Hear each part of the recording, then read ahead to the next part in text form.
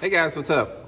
Welcome back here to today's edition of the Fishing Teacher, and I really appreciate you guys coming by the channel to check today's video out.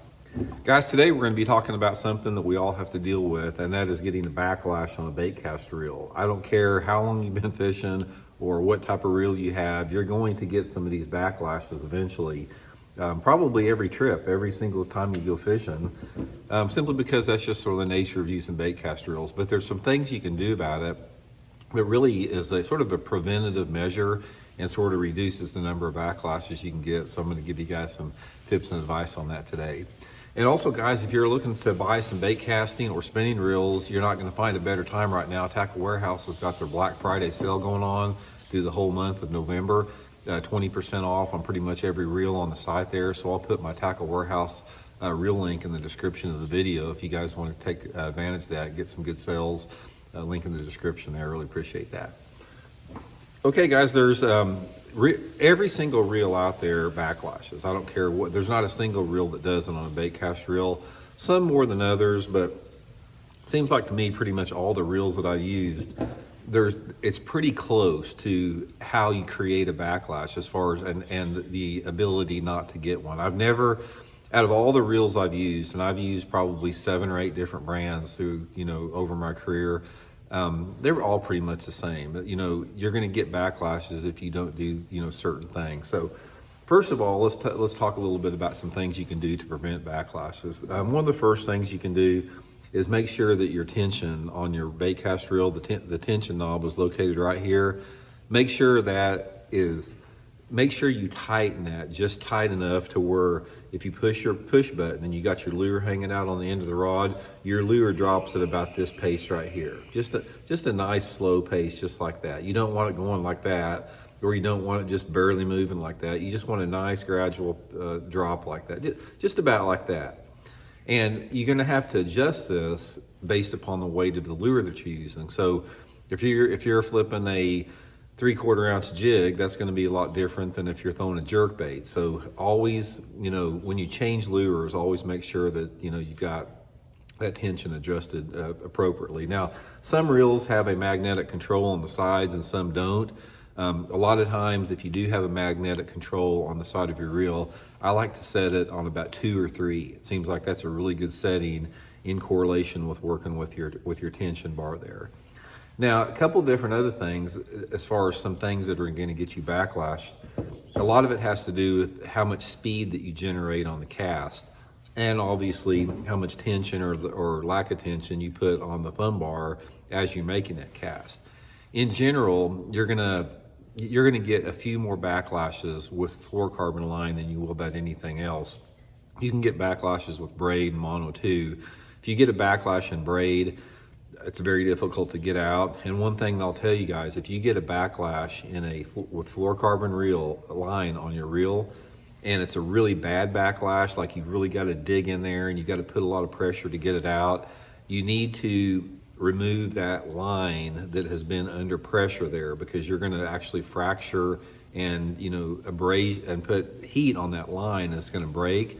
So always make sure when you do peel your backlash out that it's past the point of where it was on there. And sometimes if it's deep, you're going to have to put new line on your reel, but you will break your line on fluorocarbon if you don't do that. Now, one thing that you can really do on this is pay attention if you have any loose line on your spool before you make your cast. Probably about half the backlashes you're going to get can be prevented by not having loose line on your spool. Make sure that your line is laying evenly and perfectly straight on the spool. If you do have some loose line, or you have some line that's sort of like piled up on one side of the spool, simply make a short cast and just peel that line until all that's out of there, and then spool it back with tension. So you don't ever want to have any loose line on there. And the main thing is when you're casting out there is you're going to have to learn how to thumb your thumb bar correctly. The amount of pressure that you put on there, it's relative to a lot of different stuff. It's relative to the speed that you're generating with your cast. It's relative to the lure weight. It's relative to the wind direction. If you're casting into the wind, it's really easy to get a backlash. If you're casting with the wind, it's not so much easy. Most of the time, if you're fishing a little bit heavier lure, it's a little bit easy. But most of the backlashes occur when two different things going on. When you do have some loose line and when you try to make too fast or too hard of a cast without the appropriate pressure on there. Now, one thing that I can give you some tips on here is when you put a different lure on, take one or two casts to like make a real short cast with it. Like cast it only about maybe 10 or 15 feet away from you and get a feel for the weight of that lure. And then on your next cast it maybe 20 or 30 feet. So don't put a new lure on. Like don't go from a 1/2 ounce jig to a little crankbait and immediately want to make a long cast with it, because you got to get a feel for how that spool is turning and the weight of the lure. And if you try to make your regular long cast with it, you're going to get a lot of backlashes with that. So start out making a shorter cast. Another time you're going to get a lot of backlashes is if you try to skip a lure. Skipping is notorious for getting a backlash on a bait cast reel, even if you're a good skipper. I highly recommend myself skipping with a spinning reel. The spinning reel, you get a stiff 7-foot spinning rod with a 3000 series spool, you can skip baits really good with that. So unless you're fishing like a really heavy bait, like a 1/2 ounce chatterbait or a swim bait or something like that, I usually use spinning that outfit. If I'm skipping like a wacky rig or skipping like a jig, it's usually on a spinning outfit. It's just a lot more efficient with that.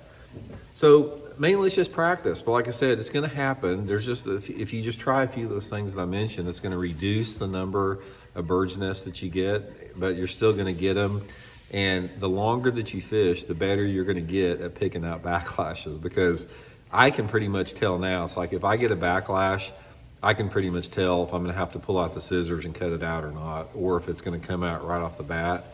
But again, guys, I want to reiterate, this is very, very important. If you do get a bad backlash and your line is really knotted up and you've really had to put a lot of pressure and you've had to pick at it a long time, you're going to break your line if you don't take that part of the line off of your reel.